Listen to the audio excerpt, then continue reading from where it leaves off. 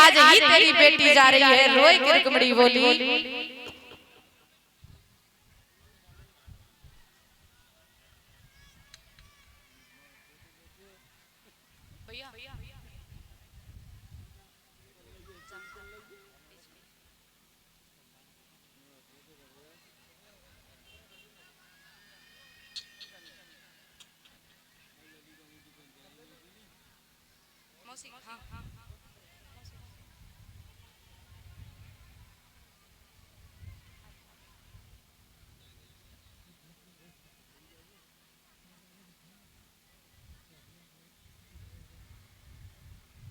और इसी बीच में हमारे पास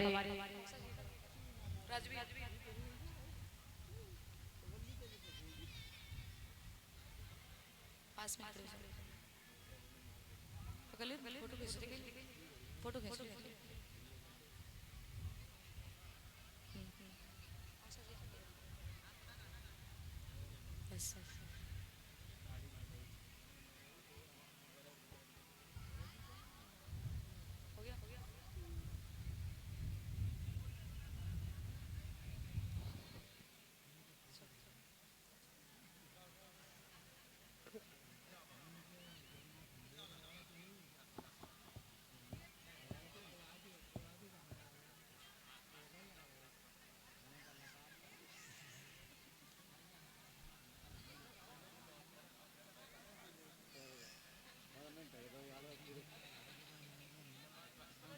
और ये हमारा पूरा परिवार हमारे श्रीमान आदरणीय पिताजी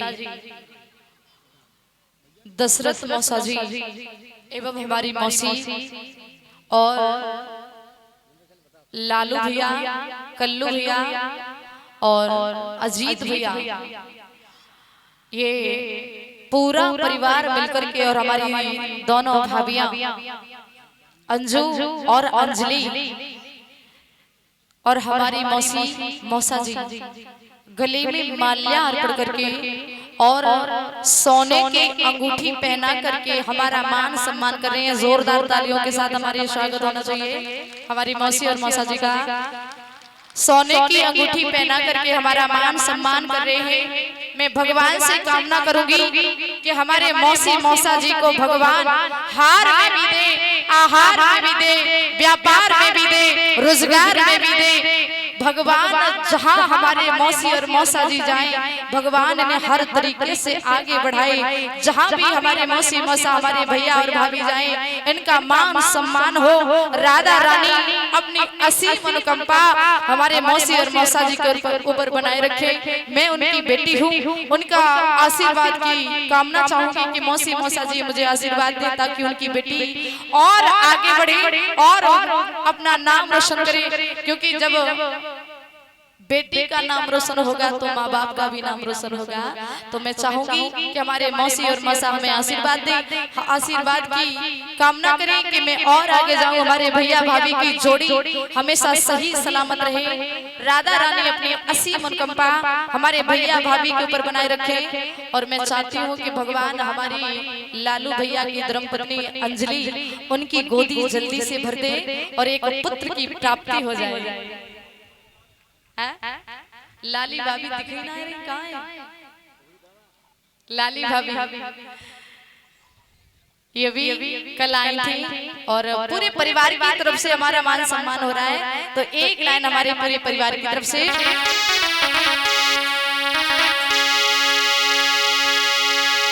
आर्य दशरथ यादव मेरे मौसा जी और भरो तो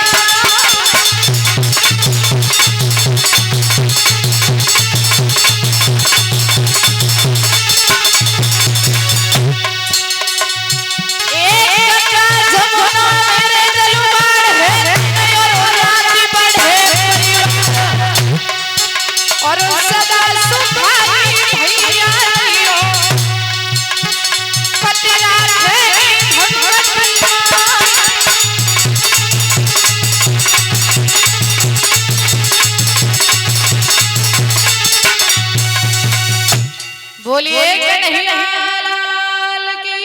भगवान से प्रार्थना करती हूँ कि हमारे मौसी का परिवार फलता फूलता रहे। राधा रानी अपनी असीम अनुकंपा मौसा मौसी के एवं उनके परिवार के ऊपर बनाए रखे। आज दादा रुक्मणी जब चली है,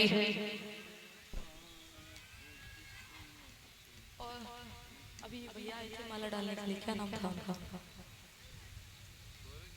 भैया नाम तो नहीं बता के गए, जल्दी में माला डाल के चले गए। रुक्मणी जब मैया के पास पहुंची तो जवाब दिया, माँ आप यूं समझो कि आज ही हमारी शादी हो रही है। मैया को का पता का बिटिया दादा का रचन जाए रही। और बोली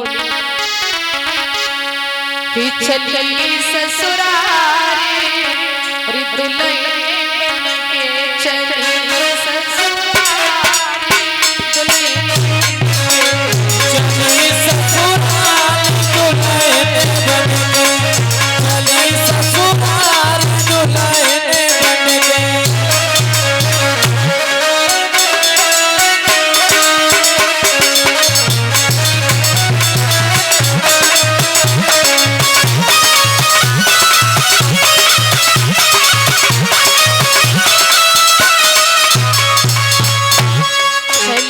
ससुरारी दुल्हन बन के चली ससुरारी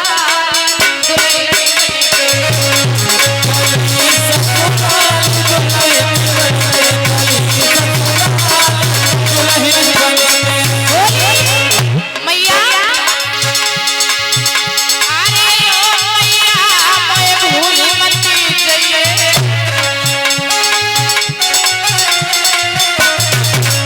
और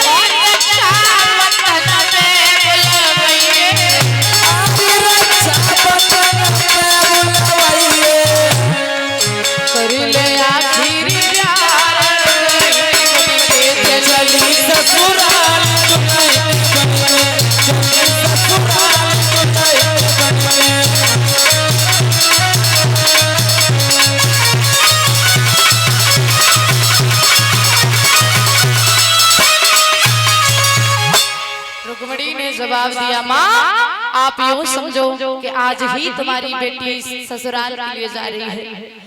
तब तक पीछे से रुकम आ गया, जवाब दिया, बेटी कहाँ जा रही है? बोले भैया मैं मैया के मंदिर में जा रही हूँ पूजा करने के लिए। बोले अकेली जा रही है? अकेली नहीं जाएगी, दो चार लड़कियों को साथ में ले ले। आज रुक्मणी के साथ में रुकम ने दो चार लड़कियां कर दी। और रुक्मणी सोचने लगी आछी अम्मा ते मिलना है जो भैया ने और रगड़ा कर डोक दो। अगर ऐसा हुआ मैं गई कन्हैया से मिलने के लिए और हमारे चक्कर में कन्हैया का और को न धर ले। पास में पहुंची, इधर उधर की जब सेना देखी तो रुक्मणी के मन में विचार आया कि क्यों न हमें लड़कियों को पूछ ले कि ये सेना कौन सी है। उधर भगवान कन्हैया ने देखा, जवाब दो वारे पंडित हमने एक मंगाई तूने 10 भेज दी बजा में जय पता नहीं रुक्मणी कौन सी है। और रुक्मणी के मन में पहले से ही डर बैठा कि हमारे चक्कर में कोई और न ले जाए। तो जिस हाथ में दादा कंकन बंधा हुआ था उसी हाथ को उठा करके रुक्मणी बोली, बोले बहना एक बात बता दे, ये जो इधर की सेना है ये किसकी है? बोले ये सेना दंत वक्र की है। बोले जो इधर वाली सेना है वो किसकी है? बोले शिशुपाल की है। बोले जो बीच में सेना है ये किसकी? बोले तेरे भैया रुक्म की है। जैसे ही कंकन हाथ में बना देखा भगवान कन्हैया समझ गए यही रुक्मणी है। पास में रुक्मणी पहुंची, शाम को देखा, जवाब दिया आप कौन है? तो कन्हैया ने जवाब दिया तुम बताओ तुम कौन हो? बोले मैं रुक्मणी हूँ। बोले मैं कन्हैया हूँ। बोले अच्छा तुम्हारे हाथ में ये क्या है? श्याम सुंदर ने जवाब दिया ये बसुरिया है। बोले बसुरिया है तो थोड़ी बजाए देते। श्याम सुंदर कहने लगे ठीक कह रही, अगर हमने बजाई बसुरिया जब तो समझ देख रही है जो ठाड़े से टोलते हमारी बसुरिया ठीक कह रही है, बसुरिया बजाए दे। बोले बजा नहीं सकते तो कन्हैया दिखा दीजिए। बोले दिखा भी नहीं सकते क्यों? क्योंकि मेरी बसुरिया बहुत महंगी है। कन्हैया अपनी मुरली का मोल बताते हुए बोले कुबेर घड़ा में कपेड़ जमाने बसुरी के नाम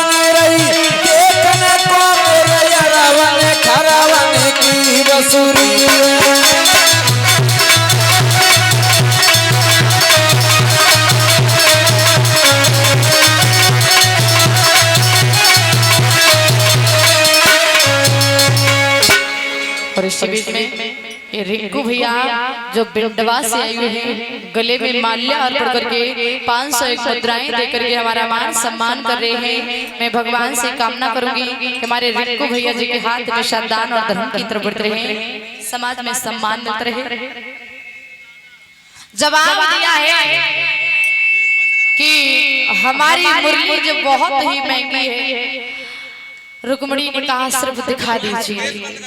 दिखाने के लिए हाथ आगे बढ़ाया और रुक्मणी ने बसुरिया पकड़ने के लिए हाथ आगे बढ़ाया तो श्याम सुंदर ने रुक्मणी का हाथ पकड़ा, झटका दिया, रथ पर बिठाया, लेकर के चलने लगे। और जैसे ही लेकर के चलने लगे, जो लड़कियां खड़ी थी कहने लगी, कहे जी जाके सेठ अरे जाने तो हाथों पाए नहीं, फटफटाए बैठ गए, आराम से चल रही। दौड़ के लड़कियां पहुंची है मैया के पास, हमें रोए के बोली मैया तेरी लली तो भाग गई। बोले भाग गई किसके साथ? मैया कोई करिया करिया हाथों भाई के संग चली गई। अम्मा ने जवाब दो ललित छुपे जा, अगर रुकम ने जान ली तो ब्याह धरती रहती। बिटिया कहने लगी आए जो तो अम्मा और बिटिया की मिली भगती। अम्मा ने बिटिया भजवा दी, लेकिन तब तक रुकम आ गया। कहने तुम्हारे साथ में जो रुकमणी गई थी वो कहाँ है? बोले भैया वो कोई काला काला था, वो रुक्मणी को लेकर के चला गया। समझ गया। कहने लगा कन्हैया रोज तुम माखन चुराते थे, स्त्रियों के वस्त्र चुराते थे, आज लड़कियों को भी चुराना प्रारंभ कर दिया। पहुंचा है ससुराल के पास, जवाब दिया है 10 दिन से पड़े पड़े आप रोटी टोर रहे हो। अरे वो कन्हैया हमारी बहन को लेकर के भाग गया। ससुपाल कहने लगा जीजा, अब जीजा ही जीजा परी दादा पता नहीं कौन किन को जीजा। चला ससुपाल और रुको कन्हैया आगे जा रहे। रुक्मणी कह रही है श्याम रथ थोड़ा जल्दी बढ़ा दीजिए, मेरा भैया आ जाएगा तो जाने नहीं देगा। तब तक रुक्म ने पीछे से आवाज लगा दी, अरे कन्हैया अरे वैसे तू माखन चुराता था, लड़कियों के वस्त्रों को चुराता था और आज लड़कियों को भी चुराना प्रारंभ कर दिया। अगर हिम्मत है तो हमसे युद्ध कर। जैसे इतनी बात कही कन्हैया ने रथ रोका। जैसे ही रथ रुका रुक्मणी कहने लगी नाथ मेरा भैया जबर है और तुम हलुके हो। अगर मेरा भैया तुम्हें मार देगा तो मैं कहीं कहीं नहीं रहूंगी, इसलिए तुम युद्ध करने के लिए न जाओ। रुक्मणी रोक रही है लेकिन कन्हैया नहीं माने।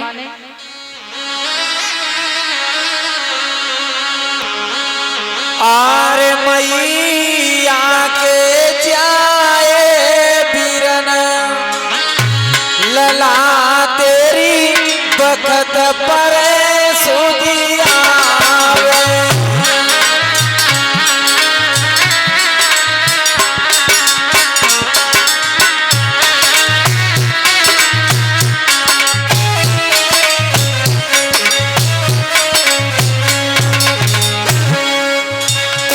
सुदियावे मड़े होता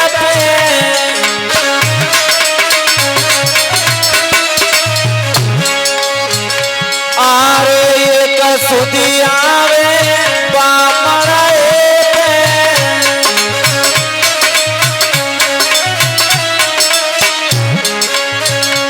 मोई को पहनावे वाकलला बखत परे सुदियावे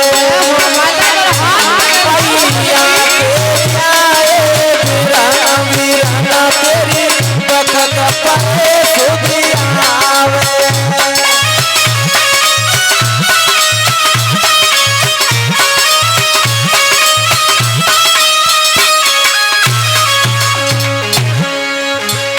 आरे एक सुदियावे कार्तिक के महीना